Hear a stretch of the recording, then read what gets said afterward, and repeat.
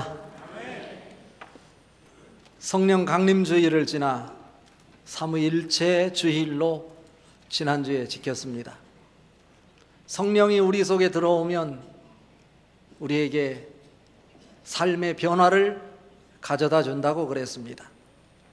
육신의 소욕을 따르지 않고 성령을 따라 살아가게 될 때 날마다 새로움을 경험할 수 있는 것입니다.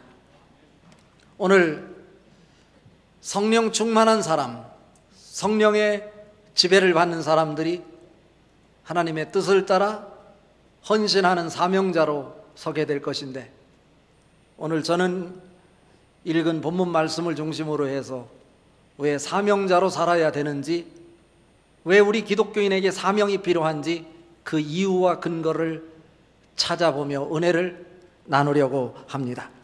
오늘 말씀을 통해서 우리가 발견할 수 있는 몇 가지가 있습니다. 첫 번째로는 그 시대마다 자신만 의롭다고 생각하는 사람이 있습니다. 우리 자신을 한번 먼저 돌아다 보십시오. 나만 옳다고 혹시 내가 주장하고 내 논리를 펼치고 있지는 않은지요?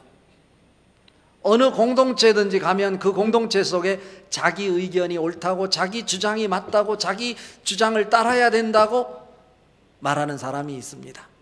오늘 성경에도 그런 논리가 동일하게 소개가 되고 있습니다. 자, 오늘 읽은 말씀 11절 말씀 같이 한번 읽어봅니다. 그러므로 생각하라. 너희는 그때 육체로는 이방인이요 손으로 육체에 행한 할례를 받는 무리라 칭하는 자들로부터 할례를 받지 않은 무리라 칭함을 받는 자들이라 말하고 있습니다. 유대인들은 특별히 선민의식을 가지고 하나님이 우리를 택했다, 그리고 우리를 통해서 축복이 임한다, 이스라엘의 선민의식입니다. 그것이 나쁜 것만은 아닙니다. 자기들이 특별히 하나님이 선택해 주셨고 그들에게 복을 주신다, 이런 의식이 우리에게도 필요합니다. 하나님은 일반적인 축복을 주시기도 하지만 특별 축복을 주십니다. 선택받은 자에게, 하나님을 믿는 백성들에게만 주는 하나님의 축복이 있어요. 이런 선민의식은 필요합니다.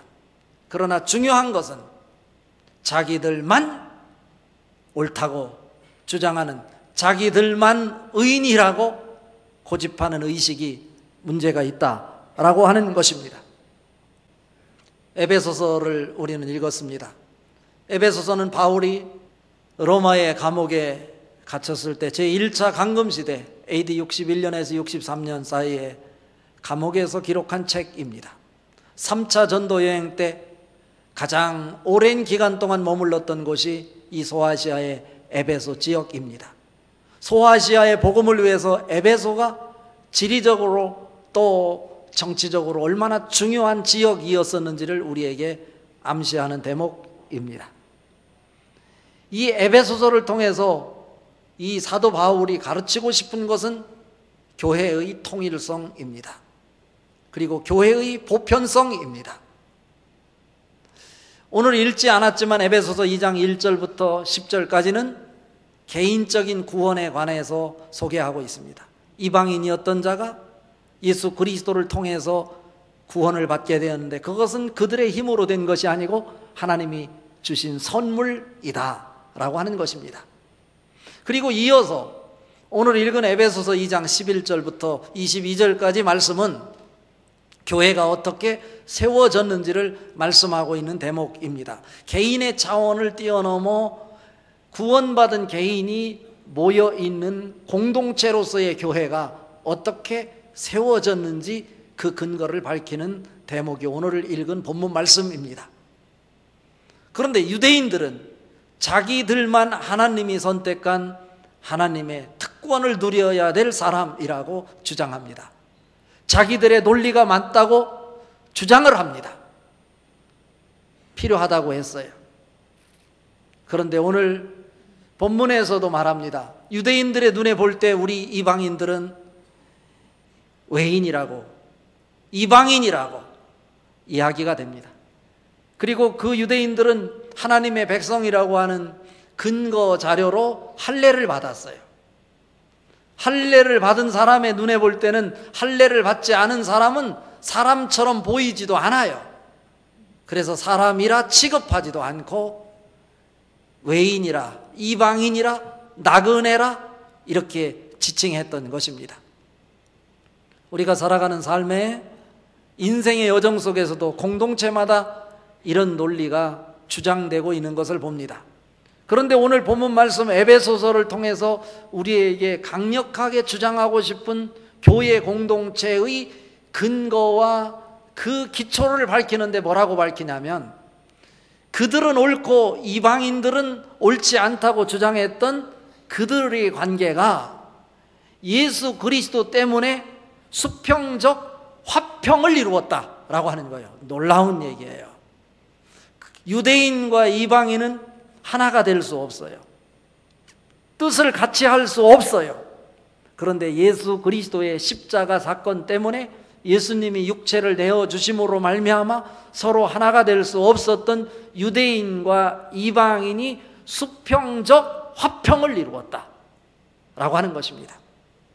더 놀라운 일은 하나가 될 수 없는 유대인과 이방인이 수평적 화평을 이룬 자들이 한 공동체 안에서 하늘을 바라보고 하나님과의 관계 속에서도 더불어 수직적 화평을 이루므로 교회가 세워지게 됐다라고 하는 것을 밝혀내는 것이 에베소 전체의 핵심 메시지라고 말할 수 있습니다.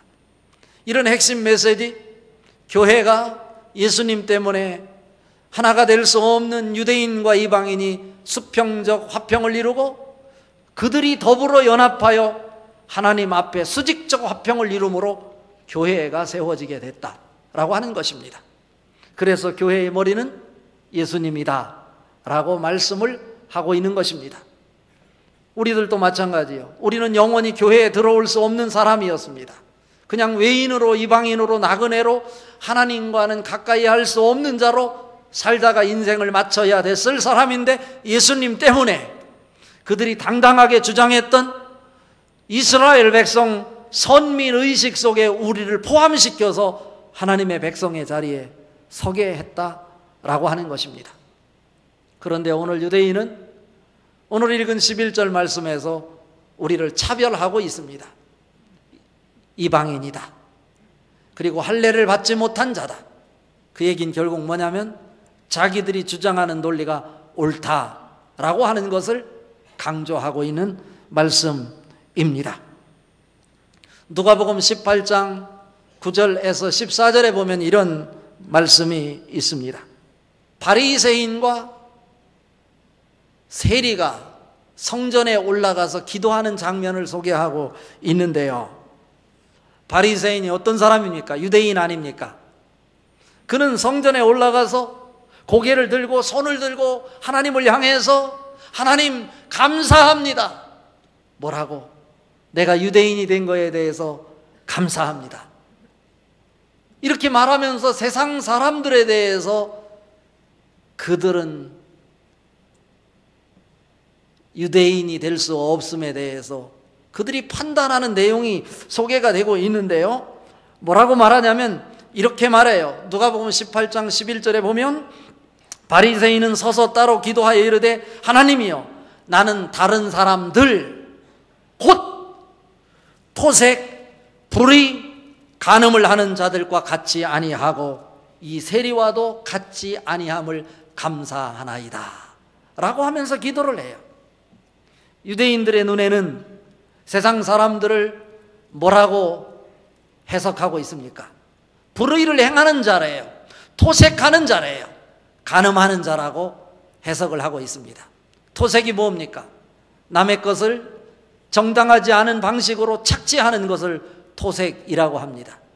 자기들은 그런 일을 하지 않는답니다. 그리고 불의를 행하는 사람들, 그리고 간음하는 사람들, 세리와 같은 사람이 자기는 아니라, 그래서 고개를 들고 하나님을 향해서 그런 자가 아닌 것을 감사합니다. 그러면서 그 근거를 뭐라고 밝히냐면 나는 일주일에 금식을 2번씩 하고 11조를 하나님 앞에 드립니다 라고 하며 당당하게 하나님 앞에 기도하고 있어요. 반면에 세리는 자 뒷좌석에 앉아서 아무 말을 하지 못하고 죄인이라고 말하는데 하나님 앞에 고개를 들을 수도 없어 고개를 푹 숙인 채 자신감을 잃고 가슴을 치며 하나님, 나는 죄인입니다. 감히 고개를 들 수 없습니다. 이렇게 기도 같지 않은 기도를 하고 있는 것입니다. 이 비유를 통해서 예수님이 우리에게 보여주고 싶은 메시지가 있습니다. 그것이 무엇입니까? 세리가 죄인인 건 맞습니다. 그러나 자기가 주장하는 것만 옳다고 하는 의식은 틀렸다라고 하는 것을 가르쳐주는 것입니다. 세리가 죄인이라면 너가 당당하고 너가 그들과 다르다고 차별성이 있음을 주장하며 고개를 들고 하나님 앞에 감사하며 기도하는 너도 죄인인 것은 마찬가지다. 이런 사실을 가르쳐줍니다. 우리가 살아가는 공동체 속에서도 언제든지 A는 B다, 그리고 B는 C다, 옳고 그름을 꼬장꼬장하게 따지는 사람들이 있어요. 그 사람 똘똘하게 보여요. 그리고 잘났다고 생각해요. 그런데 중요한 것은 그런 모습이 잘못된 것은 아니지만 옳은 일인지는 모르겠지만 그것은 선악과를 따먹은 아담의 후손들이 하는 전형적인 태도라고 하는 사실입니다. 선과 악은 하나님만 판단하면 됐어요.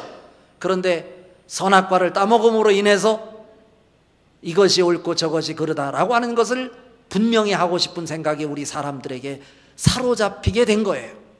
여러분 할 수 있으면 옳고 그름이 보여 여러분 마음에 납득되지 않거든 옳고 그름을 따지기 전에 하나님 앞에 나가서 기도하는 성도들이 되시기를 바랍니다. 여러분 인생 속에 혹시 환난이 있습니까? 아픔이 있습니까? 상황을 탓하지 않기를 바랍니다. 상황에 대해서 불평하지 않기를 바랍니다. 그 속에서도 하나님의 역사가 있을 것을 바라보고 하나님 앞에 나와 기도하는 성도들이 될 수 있기를 바랍니다. 이것이 바로 유대인과 수평적 화평을 이루고 하나님과의 수직적 화평을 이루어 교회의 공동체를 이룬 교회의 지체들의 모습인 것입니다. 두 번째로 오늘 말씀을 통해서 우리에게 보여주는 것은 성경은 우리에게 무엇이라고 말하는가 라고 하는 거예요. 우리의 모습에 대해서 어떻게 성경은 해석하고 있는가 라고 하는 것입니다. 우리는 이방인이라고 그랬어요. 오늘 읽은 말씀 중에 12절, 13절, 19절 이어서 같이 의미를 담아서 한번 읽어보도록 하겠습니다. 12절 그때 너희는 그리스도 밖에 있었고 이스라엘 나라 밖의 사람이라 약속의 언약들에 대하여는 외인이요 세상에서 소망이 없고 하나님도 없는 자이더니 이제는 전에 멀리 있던 너희가 그리스도 예수 안에서 그리스도의 피로 가까워졌느니라. 19절 그러므로 이제부터 너희는 외인도 아니요 나그네도 아니요 오직 성도들과 동일한 시민이요 하나님의 권속이라 입니다. 저는 이 말씀을 읽으면서 얼마나 가슴속으로 눈물을 흘리며 감격했는지 몰라요. 가만히 한번 생각해 보십시오. 여러분과 저는 어떤 사람이에요? 이스라엘 사람이 아니잖아요. 유대인이 아니잖아요. 그렇다면 유대인들의 눈에 비춰진 우리들의 모습은 어떤 사람입니까? 12절에서 구체적으로 말합니다. 우리는 그리스도 밖에 있었고 외인이고 이스라엘 사람도 아니고 하나님과 가까이 하고 싶었지만 담벼락이 막혀서 하나님과 가까이 할 수 없었고 소망이 없고 하나님도 없는 자이더니 그리스도 때문에 화평을 이루고 사도들이 외쳤고 선지자들을 통해서 주장했던 교회 공동체의 주체적인 중심의 자리에 서게 됐으니 그것은 하나님의 은혜이다 이것입니다. 예수님 때문이다 이거예요. 여러분이 그렇게 되었으니 19절에 뭐라고 말씀합니까? 그러므로 이제부터 너희는 외인도 아니요 나그네도 아니요 오직 성도들과 동일한 시민이요 하나님의 권속이라 이렇게 말하고 있어요. 권속 이라는 뜻이 무엇입니까? 권속. 헬러의 원어에 보니까 오이케이오스를 권속이라고 그래요. 이것은 가족이라는 뜻이에요. 하나님의 가족이 됐다는 거예요. 하나님을 가까이 할 수 없었고, 그리스도와는 관계 없었고, 그리스도와는 떠나 있었고, 외인이고 나그네고 이방인이고 할례 받지 못한 자고 축복하고도 관계없고 소망하고도 관계없었던 진골이 아니고 성골도 아닌 사람의 입에 거론도 되지 못하던 사람이 이제 누구 때문에? 예수 그리스도 때문에 성도들과 동일한 하나님의 시민이요 하나님의 권속이 되었다라고 하는 거예요. 할렐루야 아닙니까? 가족이라는 단어보다 더 포근한 단어가 어디 있겠습니까? 가족보다 더 가까이 느껴지는 단어가 있어요. 여러분, 아내나 남편을 소개할 때 주로 어떤 단어를 씁니까? 남편들이 아내를 소개할 때 이렇게 말하지요. 이 사람이 제 뭐라고? 이 사람이 제 권속입니다 라고 하면 이게 성경적 언어잖아요. 이 사람이 제 식구입니다. 식구.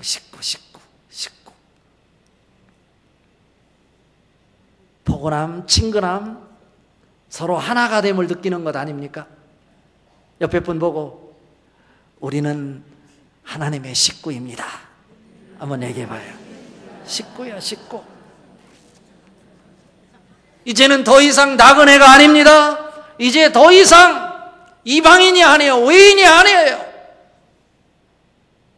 그리스도가 십자가에 못 박혀 죽으심으로 그 예수 그리스도를 믿는 그 믿음 하나 보시고 우리를 하나님의 권속, 혈통으로는 믿음의 조상이었던 아브라함의 자손의 자리에 반열에 서게 만들어 주셨다, 이런 말씀입니다. 감동입니다. 감격입니다. 하나님 앞에 감사할 뿐입니다.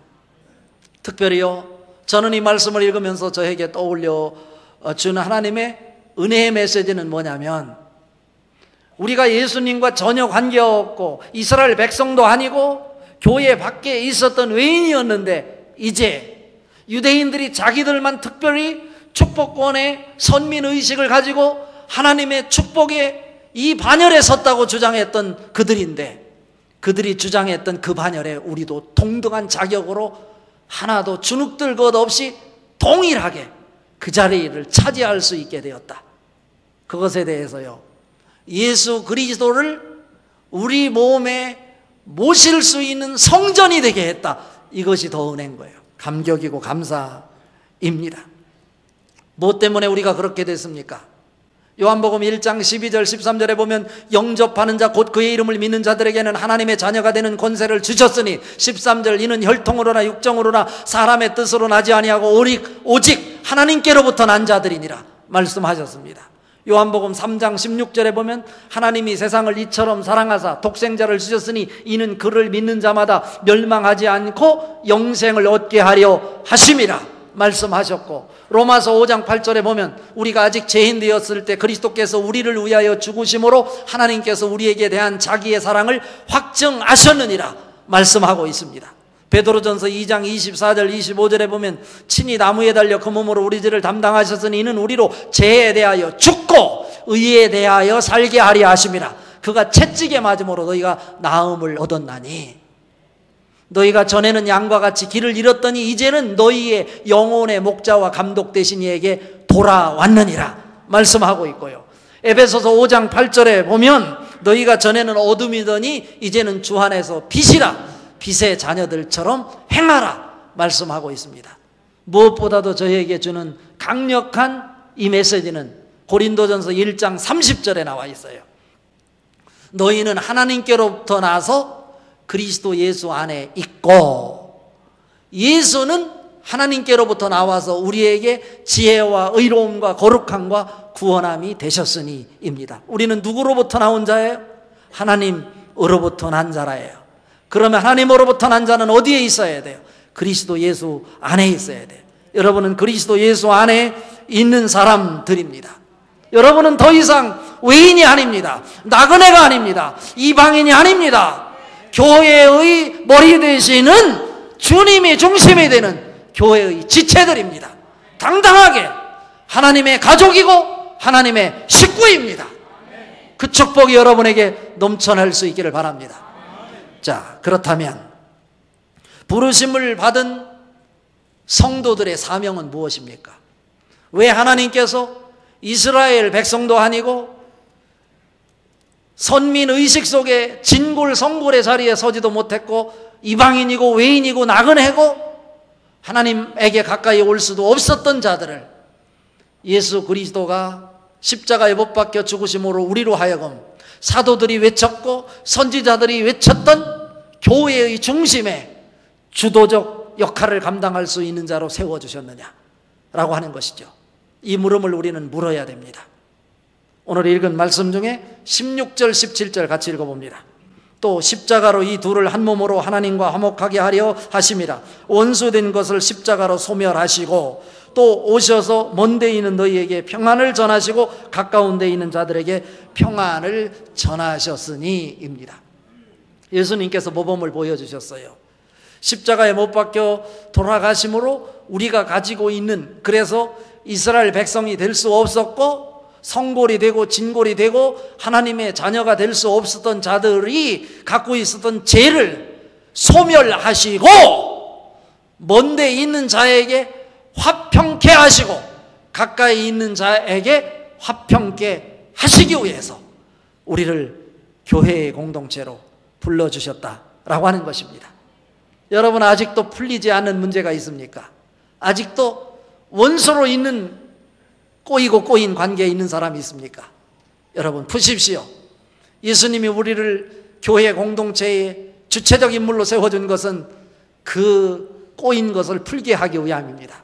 그것은 다른 것이 아니라 우리의 관계도 그렇지만 성도의 관계도 그렇지만 하나님과의 관계 속에서 하나님을 알지 못하고 수직적 평화를 이루지 못한 그들에게 복음을 전해서 하나님과 그들의 관계가 평화의 관계를 만들어낼 수 있도록 하는 것이 우리의 사명이다, 이런 말씀입니다. 중요한 것은 작은 자이지만 외인이고 이방인이었던 나를 사도들이 외쳤던 교회의 중심의 자리에 서게 하신 그 하나님의 은혜를 기억하고 나 하나부터 하나님의 사명을 발견하고 그 사명의 자리에 설 수 있는 것, 결단하고 시작하는 모습을 보이는 것이 하나님이 우리를 예수 그리스도를 통해서 화목하게 하신 이유인 줄 믿습니다. 그 영적인 뜻이 오늘 또 여러분에게 강력하게 나타날 수 있기를 바랍니다. 그 사명이 뭐냐? 마태복음 5장 13절 14절에 보면 너희는 세상의 소금이다, 그리고 너희는 세상의 빛이다 라고 말씀하고 있어요. 소금이 되어야 된다, 빛이 되어야 된다, 이런 말씀 아니에요. 이미 너는 세상의 소금이니 너희는 세상의 빛이니, 빛이라는 거예요. 이미 빛이 된 거예요. 그래서 마태복음 5장 16절에 이렇게 말씀합니다. 이같이 너희 빛이 세상 앞에 비치게 하여 그들로 너희 착한 행실을 보고 하늘에 계신 너희 아버지께 영광을 돌리게 하라 말씀합니다. 내가 빛이 되었으면, 소금이 되었으면 그곳에서 하나님의 뜻을 찾아 하나님의 뜻으로 위해서 내가 포기할 것 포기하고 헌신할 것 헌신하고 힘들지만 하기 싫지만 그 일을 묵묵히 감당할 때 그것이 세상 앞에 착한 행실로 드러나 하늘에 계신 아버지 앞에 영광을 돌리게 된다, 이런 말씀입니다.